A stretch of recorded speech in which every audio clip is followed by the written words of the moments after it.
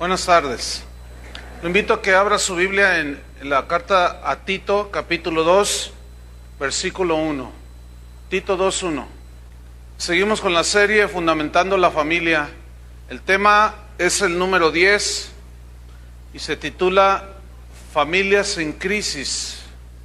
Tito 2:1 nos dice así: pero tú habla lo que está de acuerdo con la sana doctrina, que los ancianos sean sobrios, serios, prudentes, sanos en la fe, en el amor, en la paciencia.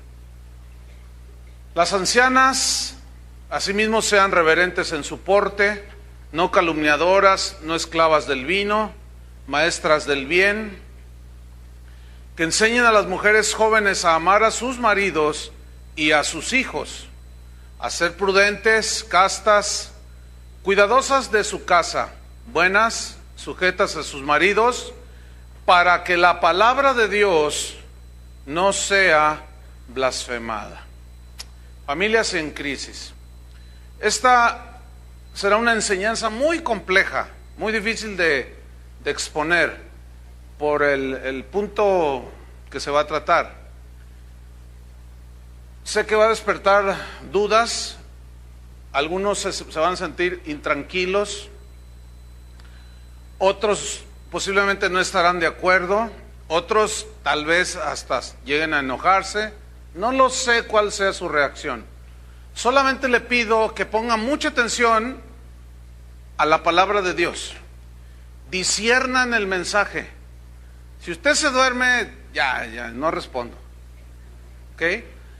Voy a tratar de ser muy claro, lo más explícito posible, y confío en que Dios me va a dar sabiduría para exponerlo y a ustedes discernimiento y revelación para entenderlo. Comenzó al finalizar la Segunda Guerra Mundial, cuando la familia sufrió una de los golpes, de las estocadas más crudas, más rudas, más fuertes, que la tiene a la familia al borde del colapso total. 16 millones de soldados norteamericanos se fueron a la guerra. Y las mujeres en los Estados Unidos tomaron el lugar de trabajo que los hombres dejaron vacantes. Fue así como aproximadamente 5 millones de mujeres norteamericanas se incorporaron a la fuerza laboral en aquel país. El mundo se dio cuenta de la capacidad de las mujeres para desempeñar trabajos que solo los hombres hacían en ese tiempo. La mujer tiene mucha capacidad y en ocasiones hasta más que algunos hombres. Y esto fue palpable en ese tiempo. Y las circunstancias empezaron a hacer mella en las familias norteamericanas. Estados Unidos de Norteamérica es un país que tiene sus raíces en la palabra de Dios, en la Biblia. Su constitución está fundamentada en las Sagradas Escrituras. Los fundadores de los Estados Unidos eran cristianos, era gente muy piadosa, pero junto con ellos había un montón de malandrines. Sin embargo, hombres justos fundaron ese país y es lo que es porque algo tuvo que ver eso, fundamentar todo en la palabra de Dios en Cristo. Pero ya no es lo mismo los Estados Unidos de hoy que el de antaño. El concepto bíblico de que las esposas deben de ser cuidadosas de sus casas comenzó a ser desplazado a partir de ese tiempo en los Estados Unidos. Comenzó a ser ignorado el orden de Dios. Comenzó a ser echado a un lado el diseño de Dios para la familia. Estados Unidos es un país que a cualquiera que tú le preguntes por allá, oiga, usted es creyente, dice, sí, yo voy a la iglesia metodista, yo voy con los bautistas, yo voy con los presbiterianos, voy a la iglesia los domingos. Allá es como aquí el catolicismo, pura religión, actualmente. Entonces, todo inició en ese tiempo. En 1945, cuando finalizó la Segunda Guerra Mundial, surge el problema. Ahí es cuando empieza a gestarse todo. Cuando regresan los millones de soldados a casa. Ahora estos millones de soldados que ya no trabajaban, por decirlo, ya no recibían su paga del gobierno, tuvieron que regresar a sus antiguos trabajos para poder mantener a sus familias, los que eran casados, y volvieron a sus antiguos trabajos. Muchas mujeres, la gran mayoría, quedaron desempleadas y quedaron en una situación de desconcierto. Ellas ya habían probado que podían hacer cosas que el hombre hace, y más cuando vieron que la paga llegaba a sus manos, dijeron, oye, pues como que esto está bueno, ¿no? Como que me gusta esto. Entonces, muchas otras mujeres norteamericanas solteras se casaron. El gobierno norteamericano en ese tiempo hizo un programa muy interesante para reactivar la economía y para hacer crecer el país, y en fin. El programa consistía en que a los soldados que regresaban, sobre todo los solteros, los jóvenes, les pagaban la universidad y casi les pagaban por casarse y por tener hijos. Entonces, pues eso les facilitó que muchos solteros se casaran. Pero muchas mujeres recién casadas de ese tiempo salieron a trabajar fuera de sus hogares, y el desastre comenzó a gestarse hasta nuestros días. Muchos esposos en ese tiempo se oponían a que sus esposas trabajaran. Ellos de alguna manera se les había enseñado de que es el hombre el proveedor del hogar, en todo sentido, y que la mujer debía de administrar el hogar, cuidar a los hijos, educarlos, en fin. Para otros maridos lo vieron como una bendición y dijeron, wow, esto se va a poner bueno, porque pues si ella aporta dinero, pues excelente, ¿no?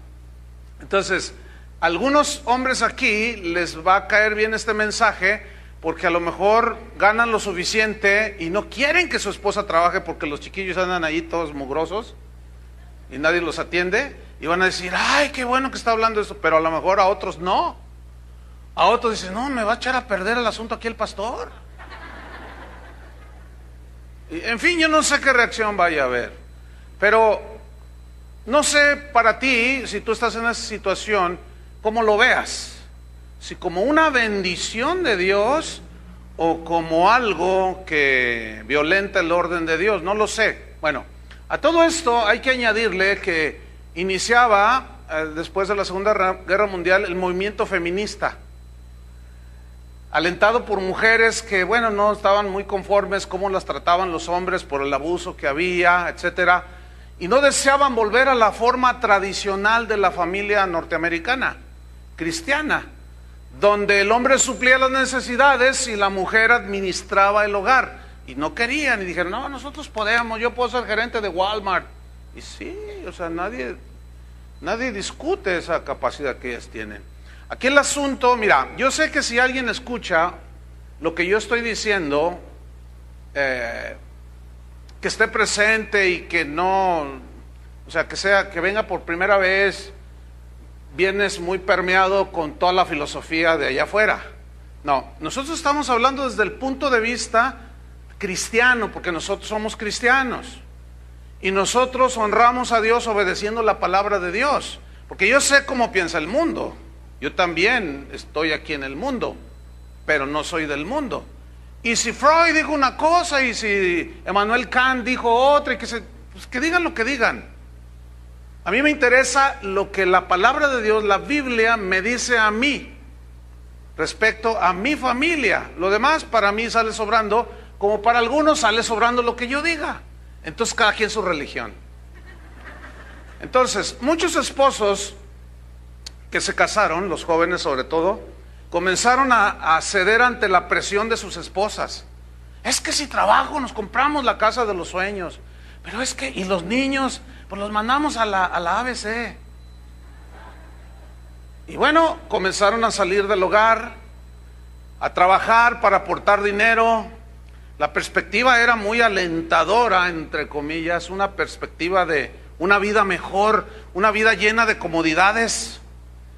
Y todavía faltaba el embate publicitario del desarrollo económico, ¿sí?, que ofrecía un mejor nivel de vida.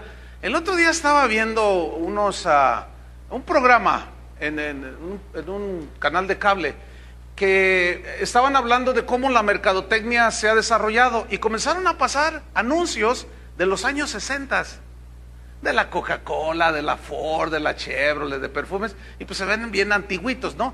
Pero el rasgo es el mismo. Siempre va dirigido a la codicia de la gente, al deseo de tener de la gente. Entonces sale ahí un Ford Fairlane de esos que parecían lanchas, ¿no? Entonces, este es el auto de la familia americana exitosa. Entonces, si tenías un bolchito así, un Volkswagen de esos carabajos, así le dicen en Sudamérica, pues no eras exitoso. Entonces, el embate sigue hasta nuestros días. Nos hacen pensar que si tenemos aquello, más allá y más acá, somos modernos, somos exitosos.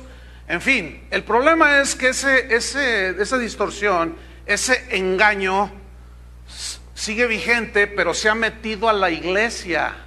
Eso es lo más triste, porque hoy existen predicadores que te hablan de cómo tener tu mejor vida ahora, y todo va enfocado a la obtención de bienes materiales, y para lograr más entradas a la familia, pues vieja, métete a trabajar, o ella presiona, oye, yo tengo una carrera, entonces yo quiero trabajar, y así se va dando el asunto. Pero esa generación, después de la Segunda Guerra Mundial, se les olvidó lo que dijo Jesús, porque Estados Unidos se precia de ser cristiano. Estados Unidos, déjeme decirle, es el país en la historia del cristianismo que más misioneros ha enviado a todo el mundo. Pero hay una estadística que dice que hoy los norteamericanos gastan más en comidas para perro, croquetas, que lo que dan para enviar misioneros al mundo. Pero mejor que no los manden, con perdón de los que nos están oyendo allá. Porque lo que están mandando últimamente son misioneros divorciados hasta 3 veces. O sea, es un desastre ahorita. Y todo tiene que ver con esto que estamos tocando ahora, fíjense. Y se olvidaron de Lucas capítulo 12, versículo 15. Aquí está hablando Jesús y les dijo, mirad, o sea, significa tengan cuidado, cuídense, eso significa. Guardaos, cuiden su corazón de toda avaricia. Aquí la palabra avaricia habla de un deseo desmedido de obtener mejoras para tu vida, todas de tipo material. Si tú te fijas, cuando empezaron los teléfonos celulares, empezaron pues que le apretabas un botón y te cantaba una cancioncita bonita y dices, ¡ay, yo lo quiero! Y luego al rato salieron que trae MP3. No, cuando salieron con cámara, no, yo lo quiero. Y así le van a meter hasta, qué sé yo, cuánta cosa le pueden meter. Y siempre va enfocado a querer mejorar, tener lo mejor. Y para eso se necesita dinero, obviamente. Entonces, lo que está diciendo aquí Jesús es, cuídense del deseo desmedido. Hay un deseo natural, por obvias razones, de querer tener un techo donde dormir, ¿no es cierto? Ropa que vestir, comida que comer. Pero un deseo desmedido de obtener mejoras a costa de lo que sea, eso se llama avaricia. Y eso es lo que mueve el corazón de muchos en las familias. Y Jesús continúa diciendo, porque la vida del hombre no consiste en la abundancia de los bienes que posee. Ese no es el meollo de la realidad en la vida de una persona, de una familia. Tener abundancia de bienes, pero que haya discordia, que haya odio, rencor, división, etcétera. Bueno, pues esto provocó, obviamente, volviendo al antecedente con el cual iniciamos, provocó un desajuste en las familias norteamericanas. Los esposos se comenzaron a distanciar por la falta de comunión entre ambos.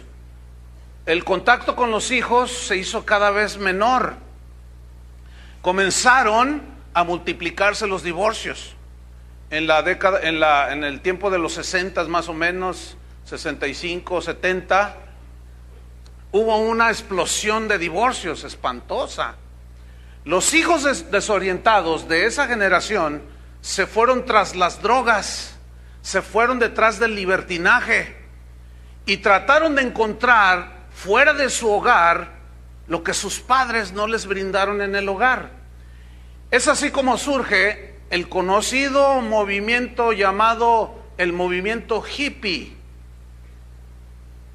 Los hippies de aquel entonces es gente ahorita como de entre 60 años, 55, 60 años. ¿Hay aquí un ex hippie? En la mañana salió una ex hippie y ayer salieron 3 que fueron hippies, así de... Bueno, ustedes saben que el lema de los hippies en los años 60 era amor y paz. Bueno, pues esos eran los jóvenes que surgieron de el deterioro de la familia cuando las mujeres empezaron a trabajar. Fíjense qué interesante, ¿eh? El resultado entonces fue una generación de gente fueron jóvenes sin rumbo, pero esa gente cuando se casó, desgraciadamente, o tuvieron hijos, se juntaron con alguna mujer, repitieron con sus hijos lo que ellos vivieron en sus hogares: descuido, falta de amor, no hay tiempo, falta de atención. El asunto es que hoy la familia está en crisis. Esa generación, después de la Segunda Guerra Mundial, los líderes espirituales tuvieron mucho que ver, los pastores en las iglesias tuvieron mucho que ver con ese asunto. Al dejar a un lado la sana doctrina, la instrucción de Dios para los cristianos, pues eso propicia desviaciones. Esa generación desobedeció a Dios, pero no ha sido la única a través de la historia. La Biblia nos demuestra en el Salmo 78, si va conmigo, nos demuestra cómo aquí se refiere a aquella generación que salió de la esclavitud de Egipto, que fue una generación rebelde, no le creían a Dios, no estaban contentos, querían todo, era un desastre. Y veamos aquí algo muy importante, Salmo 78, versículo 5. Dice así: Él estableció testimonio en Jacob y puso ley en Israel. ¿Qué puso Dios?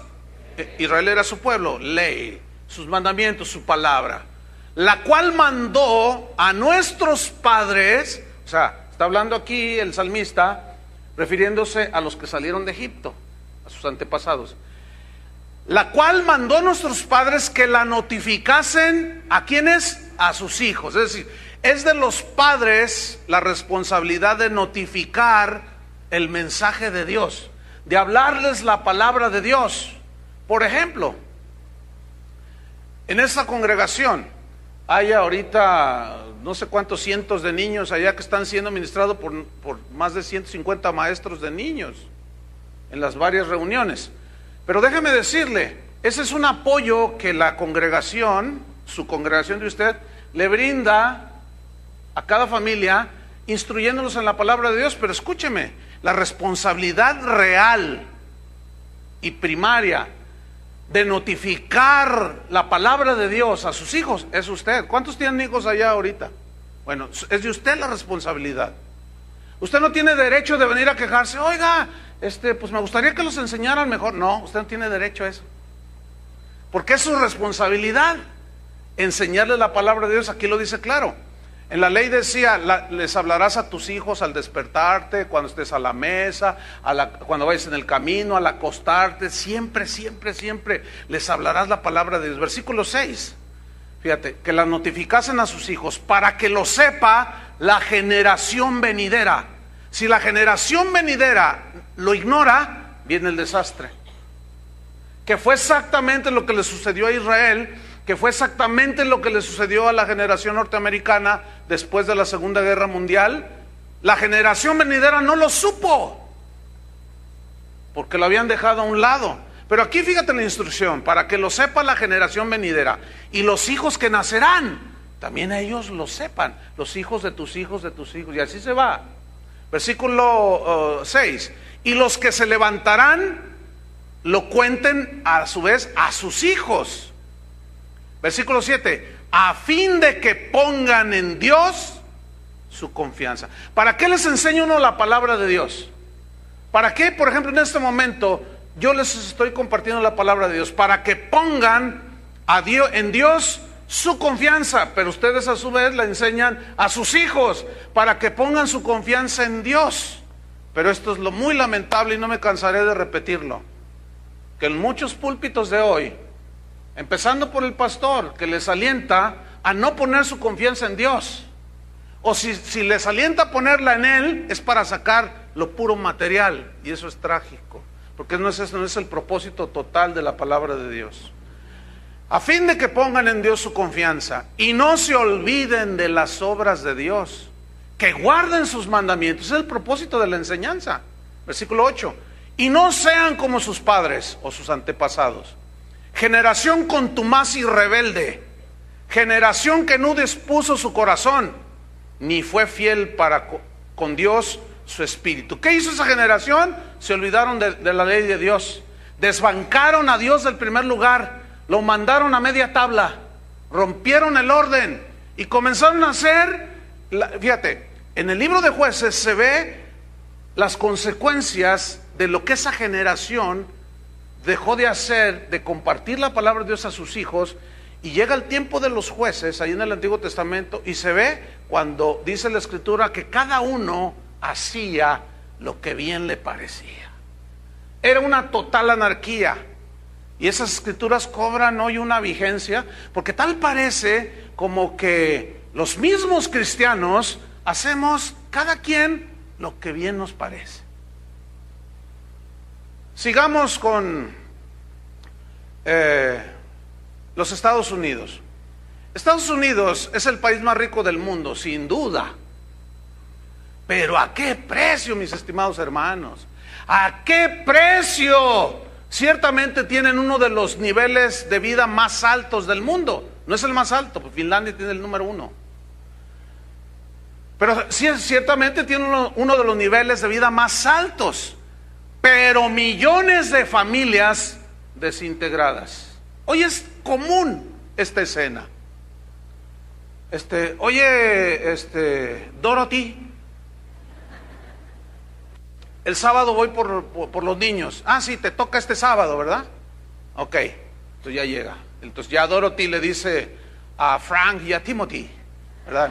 Va a llegar tu papá, se van a ir con él porque ahora le toca sacarlos a pasear. Entonces ya llega y ¿a dónde nos vas a llevar, papi? Entonces el papá les dice, les quiero presentar una persona que es muy importante para mí. Entonces ya la lleva y dice, mira, les presento a mi novia. Entonces los niños se miran así. ¿Tú qué? Sí, mi novia. Pues tú sabes que tu mamá y yo ya nada de nada. Estamos divorciados. Y me voy a casar con ella. ¿Y quién va a ser mi mamá? Pues allá está tu mamá. Pero quiero que lo conozcan porque voy a tener hijos con ella y van a ser sus hermanitos. ¡Qué desastre, hermano! ¡Qué desastre! Pobre gente. Sí, el mejor nivel del mundo, pero ¿a qué precio, mis estimados hermanos? ¿De qué le vale al hombre ganar todo y perder su alma, perder la familia? Bueno, sigamos. Generación de hijos sin identidad, sin rumbo fijo. Se conoce como la generación X. ¿Han oído hablar de la generación X? Bueno, también se le conoce como la generación de la apatía o la generación perdida por el rechazo que todos esos niños cuyos padres no los atendieron por estar ganando dinero para estar mejor. Y estos muchachos, esta generación que se conoce como generación X, comenzó a manifestar un rechazo por todo lo establecido, las tradiciones de la familia cristiana, rebeldía en contra de los padres, incluyendo un notorio rechazo hacia la iglesia, hacia todo lo que tenía que ver con la religión, vamos a llamarlo así, o con la Biblia, la palabra de Dios. Actualmente en ese país el concepto bíblico de familia casi ha desaparecido, para desgracia de ese país. Ve a cualquier universidad, a cualquier high school y pregúntale, oye, ¿qué es la familia para ti? Pues tener un montón de mamás, de papás, de hermanos. O sea, está todo, es un desastre. El asunto es que ese problema o ese virus, no sé cómo llamarle, nos llegó a nosotros los mexicanos, pero no solo a los mexicanos, les llegó al resto del mundo llamado cristiano o el mundo occidental. Hemos sido influenciados, lo queramos entender o no, aceptar o no, pero estamos profundamente influenciados por la cultura norteamericana. ¿Sí o no? En todo, en la moda, en la comida, abundan los McDonald's, por pura comida chatarra. Estamos influenciados por todo. Los chavos oyen en inglés y algunos no entienden nada, no saben nada, pero van oyendo inglés. O sea, todo, ¿no? Michael Jackson pues, es el número 1, usted sabe. Bueno, pues era, pues. En fin, hemos sido culturizados, influenciados por una cultura norteamericana. Los cantantes, ya ni se diga los cantantes, ¿no? Con todo su estilo de vida que adoptan todos los totonacas mexicanos, todo el pueblo azteca y de aquí hasta abajo, hasta la Patagonia. Fíjense que hasta hay un refrán por allí que dice, pobre México, tan lejos de Dios y tan cerca de los gringos. Qué bárbaros. La cosa es que es cierto, pobre México, tan lejos de Dios. México es un pueblo idólatra por excelencia, históricamente. Y tan cerca de los gringos, que se dicen cristianos y están, no sé si están peor. O sea, y nosotros estamos en medio, son nuestros vecinos. Los economistas dicen que cuando a Estados Unidos, económicamente hablando, le da un catarro, a nosotros nos da pulmonía. O sea, tenemos mucha influencia de los norteamericanos. Yo conozco excelentes cristianos norteamericanos, pero ¿saben qué, hermanos? Más que nunca hoy escasean, pero de una forma espantosa que tú dices, ay Dios, parece una rara especie en peligro de extinción. Sin embargo, no hay excusa para las familias mexicanas, cristianas. Yo me estoy dirigiendo a los cristianos, porque el que no es cristiano dice, ese secuestrador,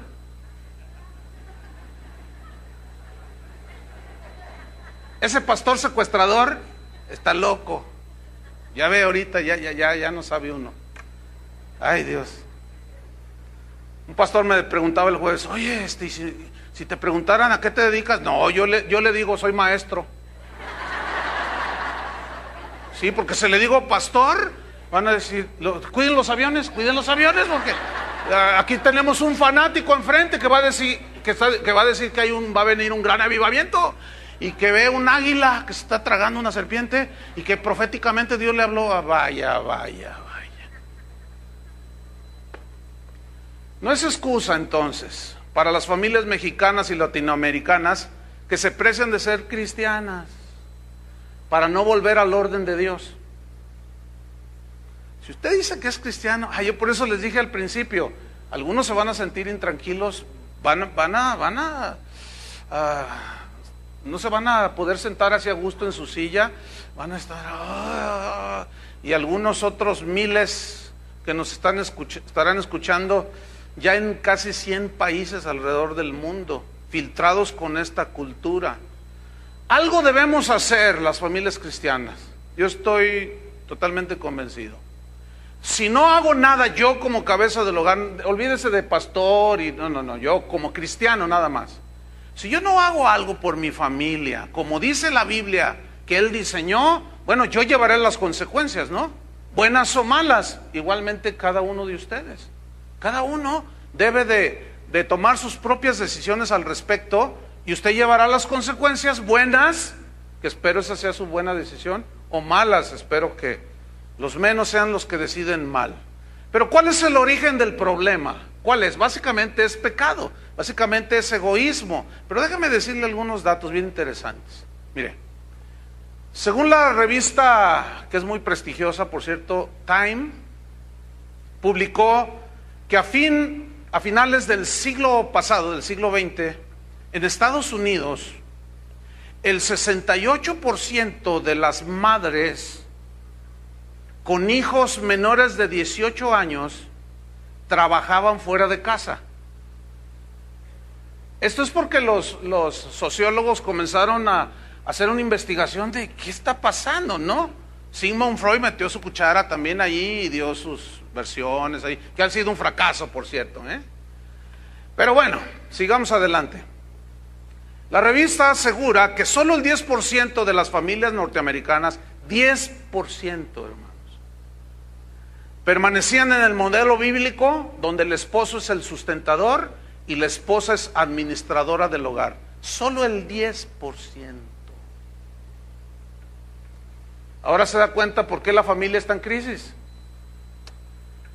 Actualmente casi el 60% de las madres, según la revista Time, o sea, hoy en 2009, el 60% de las madres con hijos pequeños en los Estados Unidos trabaja. 60% de las mamás.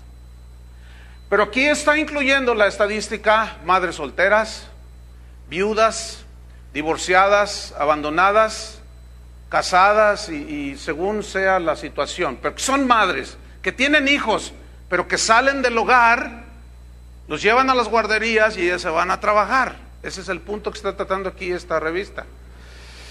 Bueno, se calcula que para la siguiente década, o sea, iniciando el 2010, a partir del año que entra, o el 2011, se calcula que la mitad de la fuerza laboral en los Estados Unidos serán mujeres.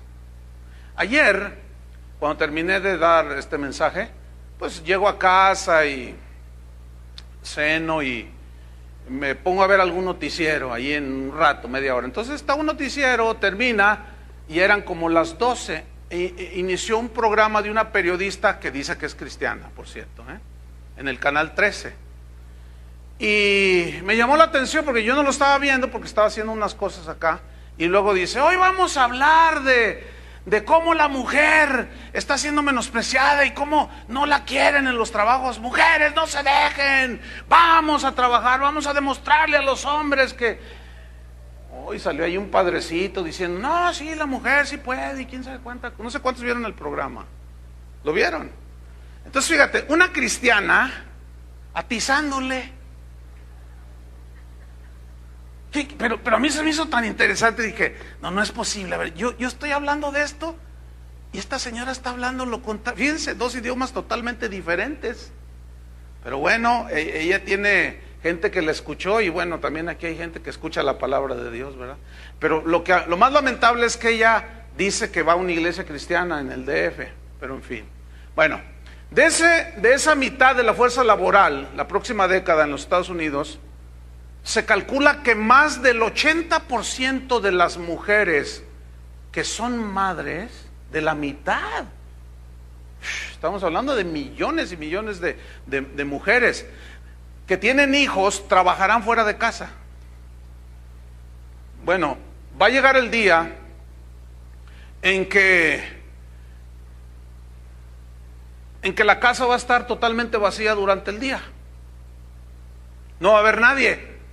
¿Dónde están los papás? ¿Dónde está tu papá? Trabajando. ¿Y tu mamá? Trabajando. ¿Y los niños? Pues allá en la guardería, ¿verdad? Bueno, fíjese que la cifra de mujeres que son cabeza de familia en México asciende a 4.1 millones de mujeres que trabajan, que representan el soporte principal de ingreso en los hogares que equivale a 16 millones de personas. Es decir, 4.1 millones de mujeres mexicanas trabajan fuera. Y ellas, entre este 4.1, muchas de ellas son cabeza de hogar porque el cabezón del marido las abandonó. O por X razones. Pero ellas son mujeres que son madres la gran mayoría y que tienen que trabajar para sostener a sus hijos. Bueno, y los niños, pues en las guarderías ABC, con sede central en Hermosillo, Sonora. Bueno, para los que nos escuchan en internet, hace 2 meses sucedió una tragedia espantosa en el norte de México, donde una guardería se incendió y murieron más de 40 niños calcinados. Fue una tragedia espantosa. Usted dirá, ¿y por qué usas eso tan sarcástico? Ya se dará cuenta al final, ¿ok? Pero viene una pregunta: ¿qué podemos hacer las familias cristianas ante este complejísimo problema? Porque sin duda, muchos de ustedes y de los que nos oyen, tal vez ni cuenta se habían dado de que están metidos en este problema. Allí ya hay una situación difícil, porque está la ley de Dios, la palabra de Dios, y está lo que dice el mundo, está el estilo de vida del mundo, y está como Dios quiere que tú vivas, y a lo mejor ni cuenta te habías dado. Pero recuerden que hace 8 días hablamos del orden de Dios, de prioridades. Dios en primer lugar. Entonces, para nosotros es muy importante como cristianos saber qué hacer. Bueno, la respuesta no es complicada. Hay que obedecer la palabra de Dios. Tenemos que volver al orden de Dios. Y la Biblia nos instruye sobre el orden a seguir. Vamos a Tito capítulo 2 versículo 1, que fueron los versículos que nosotros tomamos de inicio. Tito capítulo 2 versículo 1. Este escrito lo hizo el apóstol San Pablo. Él lo escribió para enviárselo a un pastor llamado Tito. Pablo sabía que él debía de transmitir la palabra de Dios para que a su vez él como pastor debía transmitirlo a la gente, a las familias que se congregaban ahí donde Tito ministraba. Entonces fíjate lo que le dice Pablo a Tito.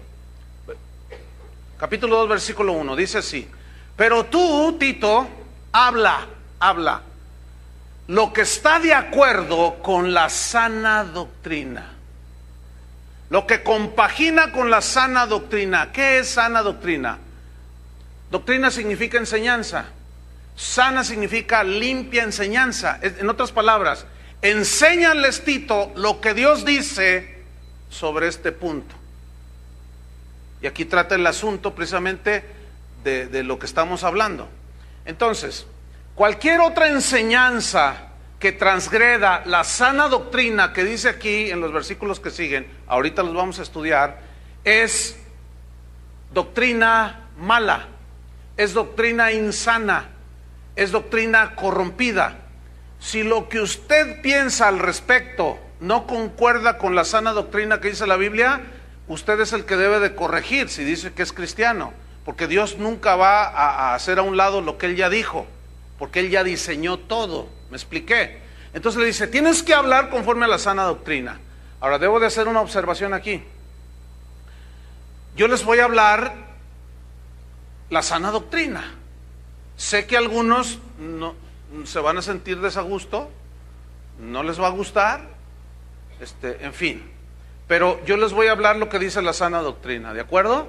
Entonces, otra anotación, no es mi mensaje, es el mensaje de Dios y también es para mí. Versículo 2, comienza la instrucción. Le dice, mira, Tito, enséñales sana doctrina que consiste en esto, aquí, en este pasaje.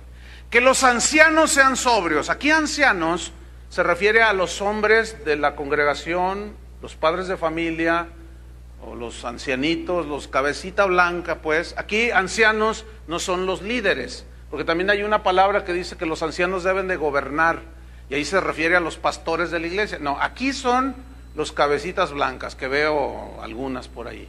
Son los hombres ya ancianos. Fíjate cómo dice que les enseñe que se comporten. Enséñales que sean sobrios. Significa dueños de su propia mente, dueños de sí mismos, equilibrados. Ustedes se han fijado que hasta hay un dicho que dice que que los viejitos se hacen como los niños. Ya cuando te haces viejo, te haces como los niños, dice. ¿Y cómo son los niños? Son tercos, hacen sus berrinches o hacen sus líos allí, Entonces le dice Pablo a Tito, mira, enséñales la sana doctrina, diles, viejitos de la iglesia, no se comporten como niños, ¿ok? Ya están bastante grandecitos. Nada de berrinches y que ya, y quiero mi cocol. Y que quiero mi no sé qué, y que yo, y que... No, espérate, hombre maduro, anciano, sé sobrio. O sea, tanta sabiduría que has adquirido a través de los años para que termines comportándote como un niño, no está bien. ¿Saben? Les voy a decir algo personal.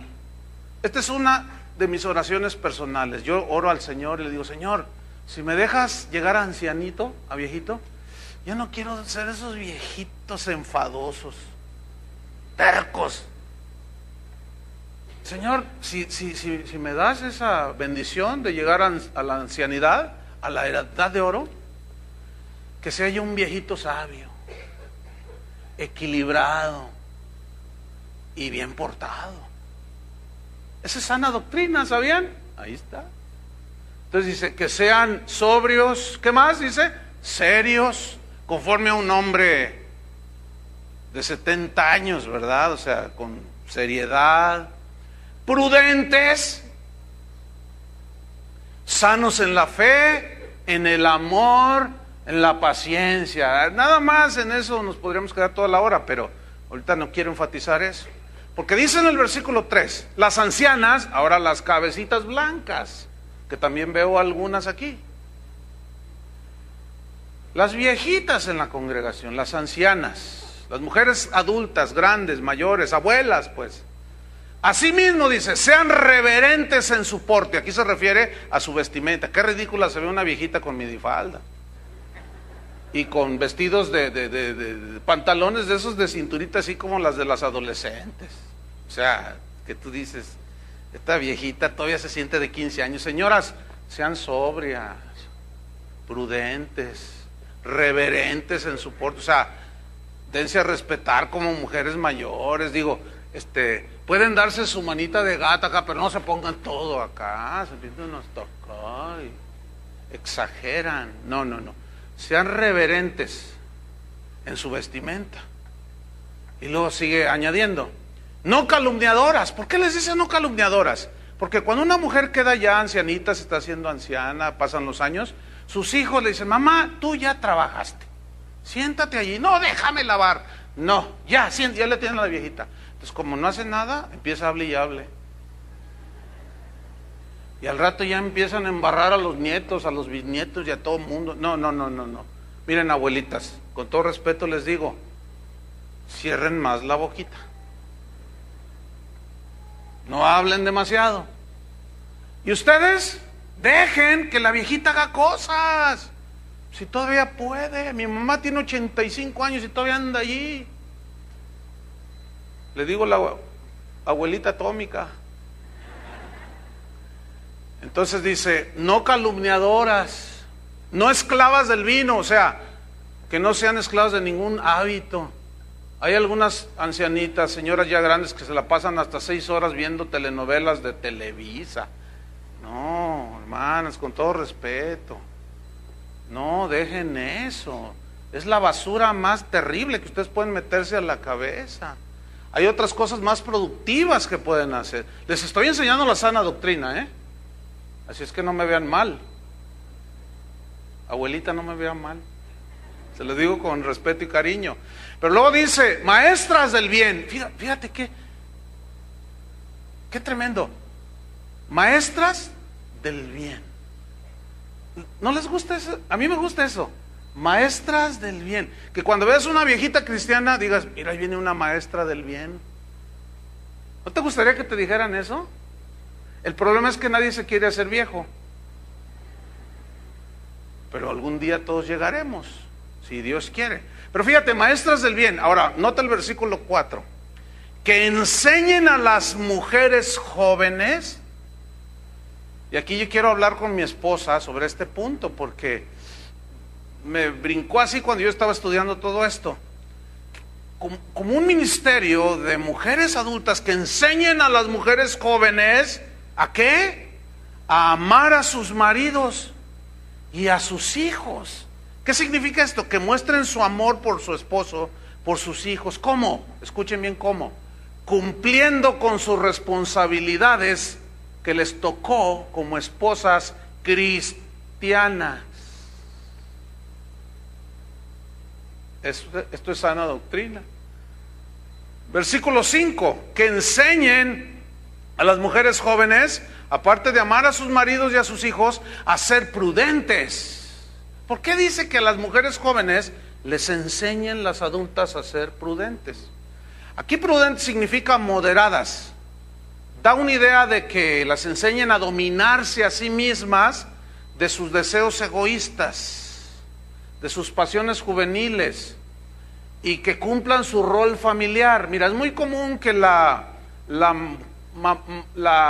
esposa joven pues está, ¿verdad?, con toda la ilusión de una familia y todo, y comience a presionar al marido y le diga: esa es la casa que yo quiero. Ay, pero no, pues es que lo que yo gano, mi amor, le dice, es lo que yo gano no me alcanza para la hipoteca. Pues a ver cómo le haces.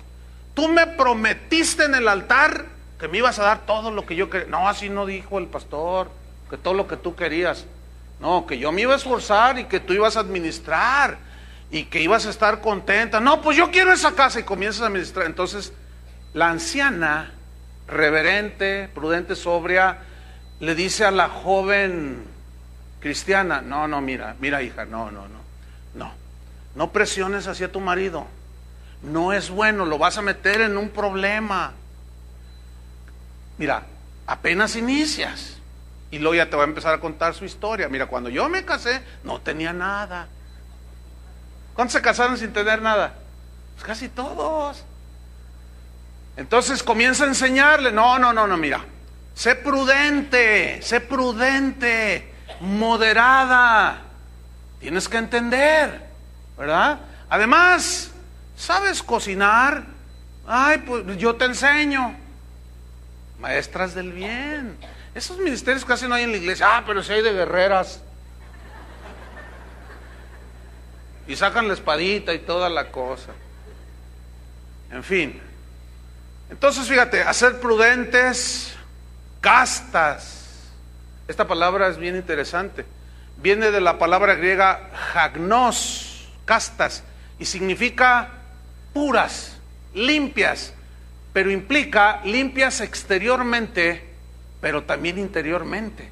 O sea, fíjate que las ancianas les enseñan a las jóvenes a ser limpias exteriormente, porque hay jóvenes que no saben ni lavar los platos,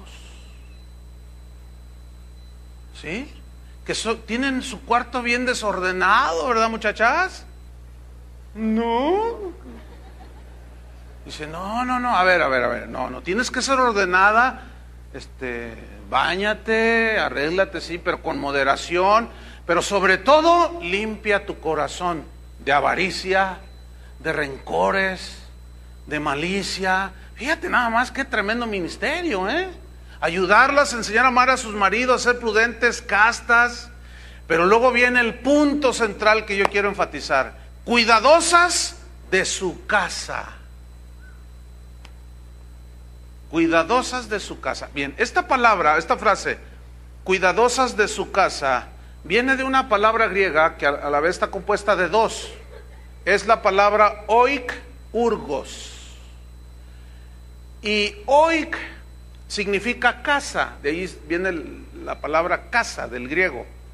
Y urgos es bien interesante porque habla de un trabajo, de hacer un trabajo.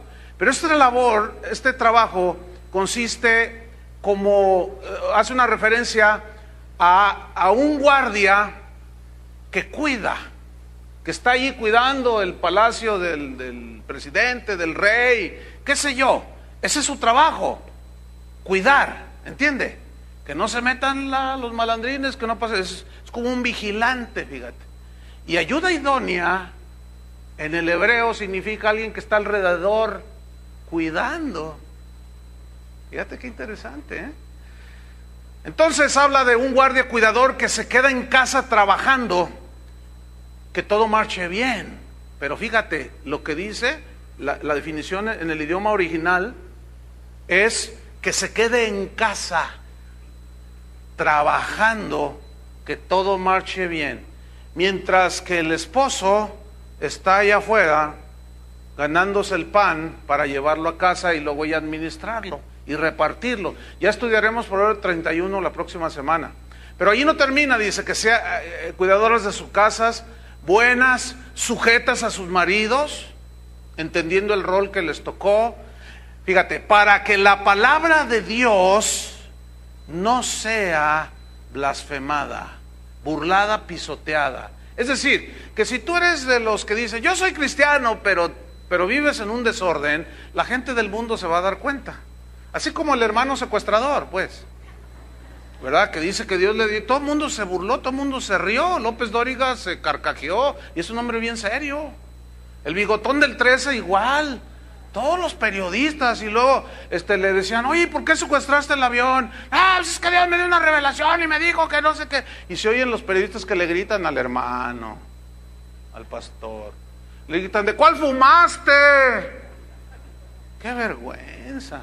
Yo por eso ya ahorita soy maestro, Soy maestro, yo no tengo que ver nada, yo no soy pastor. Y la palabra de Dios fue vituperada. Dijeron, ¿y este loco? Bueno, un pastor me hizo un comentario, oye, fíjate que en cuanto pasó eso, lo del secuestro, nos habló un joven de la iglesia, llorando, que porque la familia que no es cristiana lo agarraron. Así es, ese es como el pastor a donde vas, ¿verdad? No, así no son. Sí, todos son iguales. Y que le contesta el muchacho, dice, no, dice, Marcial Maciel, así son todos los sacerdotes, de violadores y de doble vida y hijos como Juan Charrasqueado. No, así no le contestó Juan Charrasqueado.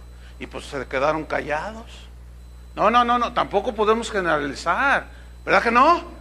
Así no son todos los pastores como no son todos los sacerdotes violadores. Pues tampoco los pastores todos somos secuestradores, Pero se vituperó la palabra de Dios, hermanos. Se pisoteó. ¿Por qué? Porque se transgredió el orden. ¿Cómo que Dios me dijo, ve y diles y secuestra un avión? Hágame usted el favor. Cualquier persona que tiene el mínimo sentido común se da cuenta, o está loco, es un fanático. Punto. Entonces, hay muchos cristianos que así se parecen al hermano secuestrador, que dicen que Dios les dijo esto, y son un desastre, hacen las cosas todas al revés, y no es así. Entonces hay un orden de prioridad en la mujer cristiana. ¿Cuáles son?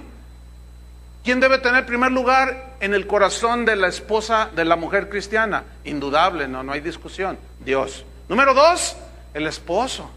Número 3, sus hijos. Número 4, su hogar. Número 5, la iglesia. ¿Y dónde está el trabajo, oiga? Afuera. ¿Dónde quedó? ¿Dónde está? No está en las prioridades de Dios para una mujer cristiana.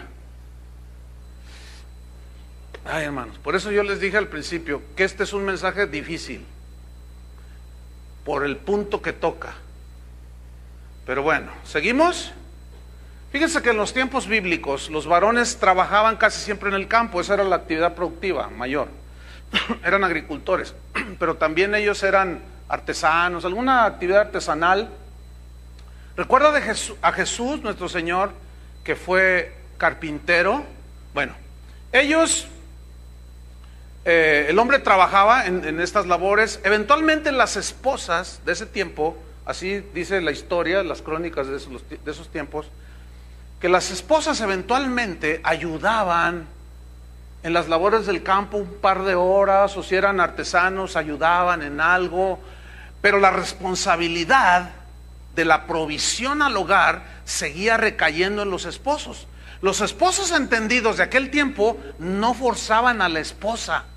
Ándale, trae algo a la casa, salte. No, porque ellos entendían lo que Adán había recibido cuando Dios le dijo: con el sudor de tu rostro comerás del pan hasta que vuelvas a la tierra, porque de ella fuiste tomado, y tienes que regresar a ella, porque polvo eres y al polvo volverás. Estos hombres de aquel tiempo entendían que fue a Adán el que le dijo, con el sudor de tu frente, a ti Adán, te toca ir a traer el pan de la casa con el sudor de tu frente. Y Eva le dijo, cuando tengas tus hijos, te va a doler. No va a ser fácil criarlos. Y ahí ya se ve claramente que es al hombre al que le está diciendo, tú te vas a ir allá a traer el pan a la casa. En aquellos tiempos era muy mal visto que una mujer casada trabajara en algo que la mantuviera alejada del hogar. No era bien visto.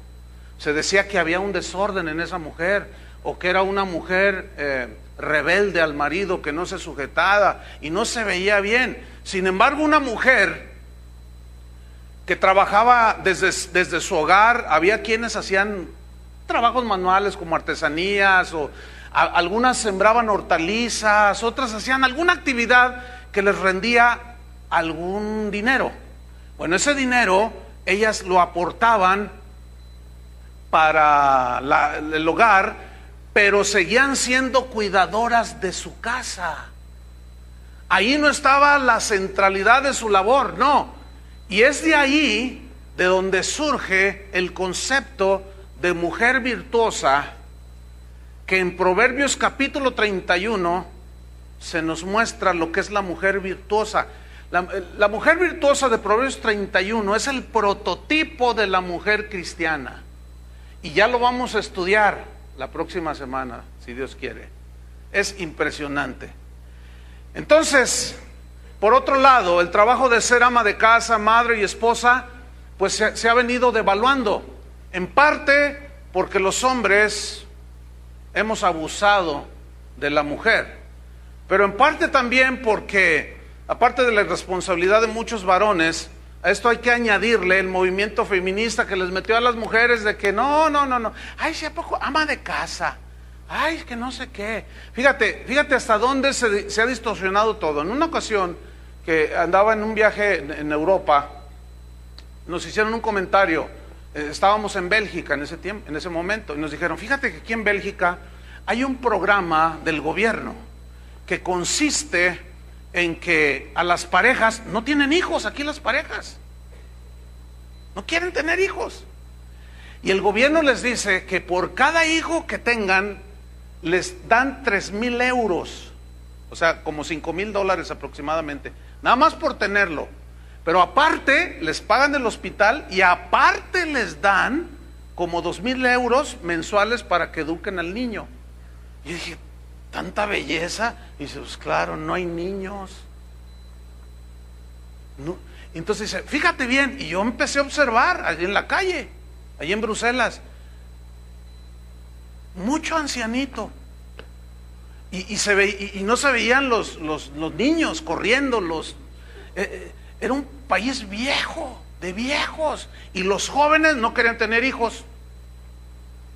Fíjate qué cosa. Bueno, toda esa cultura ya nos llegó a nosotros. ¿Sí o no? De alguna manera estamos permeados. Es espantoso todo eso. Entonces, ha sido muy menospreciada la labor de ama de casa, como si ser ama de casa fuera algo para vituperio. Es lo más honroso que una mujer pueda tener. Ser madre, imagínate a María, la madre de Jesús, que de su vientre nació el Salvador. Imagínate José diciéndole a María, cuando tenía al niño Jesús de 6 meses, llévalo a la guardería y vete a trabajar a McDonald's. ¿Te imaginas? No se puede concebir eso, ¿verdad? Oh, pero ese trabajo de ser esposa, madre y ama de casa ha sido muy, muy menospreciado. Pero inclusive en familias cristianas, que no hemos sabido valorar el trabajo de las mujeres en la casa. Nuestra cultura estamos infiltrados, y yo tengo memoria de cuando era un niño. Tengo un par de escenas allí en mi mente de cómo mi madre siempre fue y ha sido una mujer muy ordenada. Todo siempre, yo me acuerdo, siempre todo tenía en su lugar. Pero llegaba yo, o llegaba mi papá, y nunca se me olvida esta escena. Ella acababa de trapear y llegó mi papá como a la 1:00 de la tarde, y pues yo andaba ahí jugando y entró, ya vine, y ¿sí? Entonces mi mamá le dice, pero no estás viendo que estoy trapeando.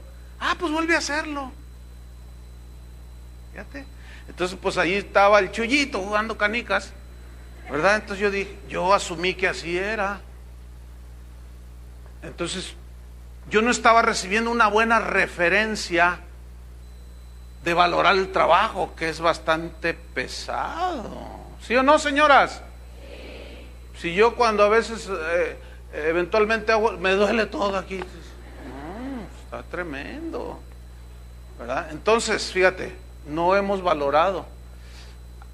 Déjenme contarles algo, un secretito o una cosa personal. Fíjense, porque todavía estoy aprendiendo. A veces eventualmente que ando con algunos hermanos, algún pastor, y oye, pues échate un taco aquí, vamos al... Entonces, bueno, sí, cómo no. Entonces llego a casa y mi esposa, te preparé lo que te gusta. Entonces yo, es que ya cené. Y me mira así, ¿no? Me dice, si fueras más delicado, más atento, cuando menos llámame. Porque mira, invertí 2 horas. Y bueno, yo me esforcé y bueno, no es un reclamo, pero entonces yo digo, ay, tengo que aprender. No, ¿sabes qué? Discúlpame. Sírvemelo de todas maneras. No, no es cierto. Pero bueno, todos estamos aprendiendo. Pero ¿saben una cosa? El trabajo en el hogar, si no, pregúntale a Chava Pardo. ¿Te acuerdas, Linda, cuando te fuiste un mes a Europa? Ay, Chava Pardo, el pastor que acaba de dar los anuncios. Pues resulta que su esposa, que está aquí, un día se fue a visitar a su hermana, ¿verdad? A tu hermana. ¿A dónde fuiste? A Suecia. Y se fue un mes. Y Chava se dio cuenta cómo es. Y que se va. Entonces, bueno, pues ella se fue y se quedó con sus 3 niños. Tiene 3 hijos. Entonces, pues de ahí le hablé, pues para animarlo, ¿no? Le eché una llamadita. ¿Qué onda, mi Chava? ¿Cómo estás? Dice, ay, dice ya, no, hombre, que se venga ya. ¿Cómo? ¿Qué pasó? No, me dice, no, dice, qué tremendo es esto, me dice. No. Dice, no cabe duda, dice, mira, ya me di cuenta, ¿sabes qué? Ya, no puedo más. Digo, pero pues, apenas son 3 días ya. No es posible. Dice, mira, quiero verla ya que venga para decirle, ¿sabes qué, mi amor? No sé si lo harías, seguramente sí, pues él dijo, valora tu trabajo, eres una bendición, todo. Dice, no, hombre, desde levantarse y que los niños, órale, levántese, y que están ahí, y levántese, anden. ¿A poco no? Y luego llevar a todo, y luego prepararles, ¿verdad? Y luego, no quiero eso. Y luego llevarlos a la escuela y el tráfico, y luego irse al trabajo, y luego recogerlos, y luego que la comida, dice, no, hombre, ahí nos vemos, dice. No, dice, qué tremendo, ¿no? Qué bendición. Nunca se me olvida que dijo, qué bendición es mi esposa. Señoras, ¿no les gustaría irse una semana de vacaciones? Todos los hermanos se quedaron.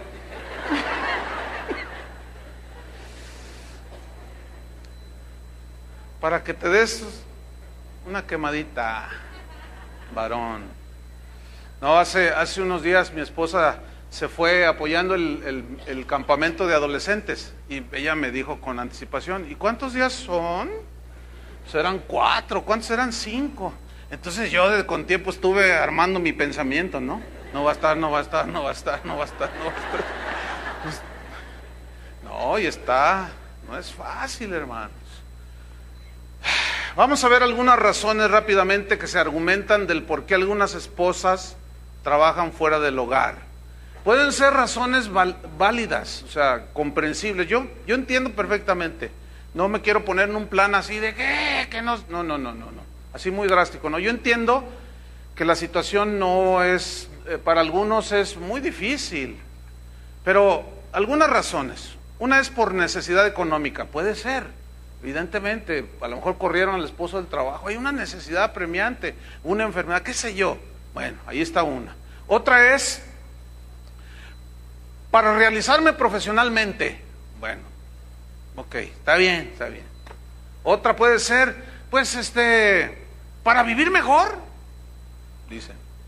Otro es que una señora puede decir, bueno, yo voy a trabajar o quiero trabajar para darle a mis hijos lo que nunca tuve yo. Bueno, ok, ahí está la propuesta, ahí está la razón. Otra dirá, entonces, ¿para qué estudié? Bueno, sí, ¿verdad? ¿Para qué estudió? Si no va a trabajarlo. Pero ese no es el asunto, si son válidas o no las razones. Ese no es el punto. El punto es, ponga atención, ¿qué tan bíblicos son esos argumentos? Ese es el punto. El punto es, está en el orden de Dios que tú hagas eso. Esa es la pregunta. ¿Qué consecuencias implican que una esposa cristiana trabaje fuera del hogar y haga un desorden del orden que Dios puso? Bueno, hay consecuencias. Ya cada quien va a tomar su propia decisión, pero repito, puede haber situaciones en que es prácticamente irremediable por la situación. Ya ustedes irán escuchando. Trataré de no ser muy estricto en este punto porque de veras entiendo que es muy complejo el asunto. A algunas mujeres les resultará muy difícil hacer algo al respecto, a otras les resultará imposible por las circunstancias en las que viven volver al orden bíblico. Pero aquí es donde ayer que estaba yo preparando esto, yo realmente estaba acongojado, de verdad, les soy sincero, realmente estaba compungido. Yo decía, Señor, pero si algunos es irremediable, no se puede hacer nada por las circunstancias en las que viven, forzosamente tienen que hacer eso. Pues sí, pero no fue asunto mío. Él ya dio la orden, Él ya dio el principio. Dice, es culpa de ustedes, pero aún en esos errores, mi gracia los puede sostener. Así es que abrácese de la gracia de Dios, de la misericordia de Dios, y enfrente las consecuencias del desorden que nosotros mismos hemos provocado. Bástate mi gracia. Pablo recibió eso del Señor, que nos baste su gracia. ¿Cuántos dicen amén? Bien. Deudas puede ser una razón. Si la mujer deja de trabajar, se hunde la familia. Es que si yo sé, pastor, yo quisiera, pero si se sale de trabajar mi esposa, nos vamos a la quiebra. Qué difícil, ¿no? Es difícil. Otra razón puede ser que el esposo no gana lo suficiente para sostener a la familia. Es que nomás me pagan 3 salarios mínimos. Entonces no se puede vivir con eso. Y nos vemos forzados. Qué difícil, ¿no? Es difícil, es compleja la situación. Pero hay otras razones como egoísmo, por deseo de tener más comodidades, un mejor carro. Y hay también esas motivaciones que son desordenadas, producto del egoísmo. Bueno, el asunto es que violentar el orden de Dios para la familia lleva a las familias a la crisis, al punto que familias cristianas que van a las iglesias están en crisis porque no están en el orden de Dios. 2 males ha hecho mi pueblo, dijo el Señor en Jeremías. 2 males ha hecho mi pueblo. Me dejaron a mí fuente de agua viva y cavaron para sí cisternas rotas que no retienen agua. Y alguien puede decir, ok, pastor, sí, ya estamos así. ¿Qué podemos hacer? Bueno, encomendarte a la gracia de Dios. Pero déjenme hablarle un poquito de las consecuencias que vamos a enfrentar. ¿Tienen 10 minutos? Ok. Que Dios nos ayude. ¿Qué implica que una esposa y madre trabaje fuera de casa? Número 1, implica que tiene que cumplir con un horario mínimo de 8 horas, de lunes a viernes, si bien le va. Número 2, se tiene que levantar más temprano que su esposo, acostarse más tarde, para preparar y dejar todo listo. Número 3, llevar a los niños a la guardería ABC y después de allí irse al trabajo. Entra a trabajar y comienzas a lidiar con los problemas propios del trabajo. A ver, venga, señorita González, señora González, dígame, jefe, no estamos produciendo. Si en 15 días no me das resultados, te corro. No me corra, por favor. Es que no estás dando resultados. Las presiones propias de un trabajo, pum, pum, golpeando, zas, zas, zas. Pero esto hay que añadirle al acoso sexual de hombres impíos. Y más, si tú le atizas vistiéndote como te vistes, bueno, pues la cosa se pone peor, ¿verdad? Y ahí están hombres buscando aventurillas, ¿verdad? Y pues ven que tienes broncas con el marido, y pues ellos son expertos en ser amables, ¿verdad? Obviamente es difícil tener una relación con un esposo y con hijos cuando no tienen tiempo. ¿Verdad que es muy fácil deducirlo? Se pasa 8 horas lidiando con hombres amables ahí en el trabajo. A lo mejor puede estar allí su jefe, un hombre que también tiene a su esposa trabajando, pero en otra administración, en otra fábrica. Y tú vas a ver a tu jefe durante 8 horas.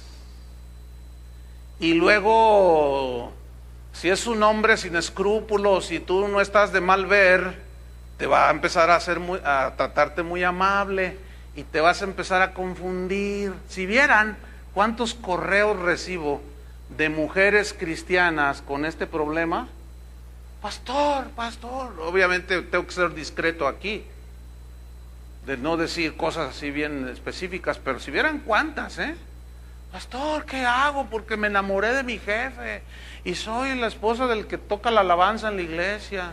No, es en serio, no se rían, es en serio, hermanos, de verdad, Entonces yo, bueno, pero qué, a ver, entonces ya me cuentan, no, pues es que yo trabajo y que no sé qué, y bla, bla, bla, pero casi ni lo veo a él. ¿Tienes hijos? Sí, 2. Y, no, pues eso es en la guardería. Qué complejo el asunto. Entonces, bueno, te expones innecesariamente y al final puede resultar que eres presa fácil de lo que es muy común, adulterio. ¿Cuántas historias como estas conoce usted? Un montón. Pero déjeme decirle una palabra de alerta a hombres cristianos que se encuentran mujeres casadas en su trabajo. Escúchenme bien, hombres cristianos, ustedes, que donde trabajan hay mujeres casadas que tienen broncas con sus maridos. Y como a ti te ven bien buena onda y tú te das cuenta que estaba llorando, llegó llorando la señora, no se preocupe, Dios la puede ayudar. ¿Qué? Sí, mire, y le empiezas a recitar el Salmo 23, que nunca se lo haces con tu esposa. Entonces ella dice, ¡qué bonito! ¿Le gustó? Sí. Entonces usted se pone bien espiritual. Y dice, pues ahí te va el 91. Entonces la mujer comienza a idealizarte, te comienza a ver, empieza a decir, y te empieza a hacer tiraditas. Como trae broncas con el marido porque nunca lo ve, y a ti te ve 8 horas,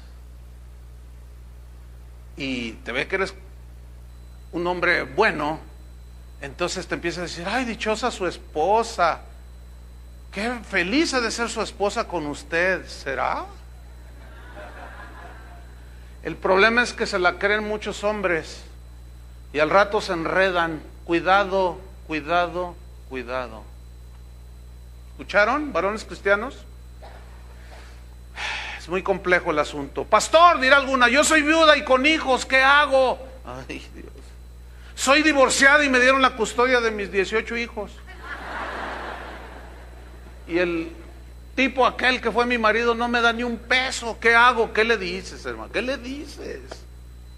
Soy madre soltera, dirá otra. ¿Qué hago? Mi esposo no quiere trabajar, no trabaja. ¿Qué hago? No puedo ver a mis hijos morirse de hambre. Mi marido anda con otra y no nos da dinero. ¿Qué hago, pastor, entonces? Despidieron a mi esposo, dice otra, y a mí me ofrecieron un trabajo. No me queda otra. Qué difícil, hermano. No tenemos hijos todavía, dirá alguna madre que todavía no tiene hijos, así con mucha esperanza, ¿no? Yo todavía no tengo hijos. Bueno, probablemente sí, pero, ay, hermano, yo no tengo todas las respuestas. Y si las tuviera, sería Dios. Y como no lo soy, pues gracias a Dios. No, hermano, no. Pero sigamos rápidamente. Bueno, después de trabajar 8 horas y lidiar con todo eso, llegas a tu casa para hacer la comida, lavar la ropa, planchar, limpiar los platos, los baños, regar las plantas, arreglar toda la casa, bañar a los niños, aunque sea un baño vaquero, barrer, lavar, planchar, y tienes que darle croquetas al perro flaco que tienes allá atrás en el patio. Pobre perro, 15 días sin que le laven el patio y con todo ahí la suciedad del perro flaco que tienes ahí atrás. Porque claro, no tienes tiempo, pero de pronto tu esposo se pone romántico y se pone muy bíblico y quiere cumplir el deber conyugal y quiere estar contigo, pero tú estás cansadísima, agotadísima, tomas ginkgo biloba, tomas de todo y nada. Tus hijos quieren jugar contigo y nada. Tú estás en las últimas del día, ya no das una. Ah, pero eso sí, en tu cochera en el garage un auto 2010. En tu cocina un horno microondas. En tu patio un conjunto de lavado, lavadora y secadora. Tienes todos los jeans de moda, 25 pares igualitos a los que usa Galilea Montijo. Y hasta tienes un BioShaker abajo de tu cama. Tus hijos casi no te ven y cuando te ven estás estresada. Y si te llegó la menopausia, no, ya. Estás insoportable, quejumbrosa y regañona. Con razón Proverbios 21:9 dice: mejor es vivir en un rincón del terrado que con mujer rencillosa en puerta de hierro. Puerta de Hierro es el mejor fraccionamiento de Guadalajara, para los que oyen alrededor del mundo. Mejor es vivir en un cuartito allí que con una mujer como tú. Con razón muchos cambian a las esposas. Pero ¿quiénes son los culpables? Nosotros. Porque corona del hombre es la mujer. Lo que ellas son es producto de lo que nosotros hicimos. Ay. Pero ahí no termina el asunto. Tu hijo comienza a crecer, llega a la adolescencia, empieza a mostrar una rebeldía incontrolable y te volviste loca y comienzas a deprimirte. Oras a Dios y nada. Declaras y decretas bendición en su vida y nada. Atas el demonio de rebelión, nada. La cosa se pone peor todavía.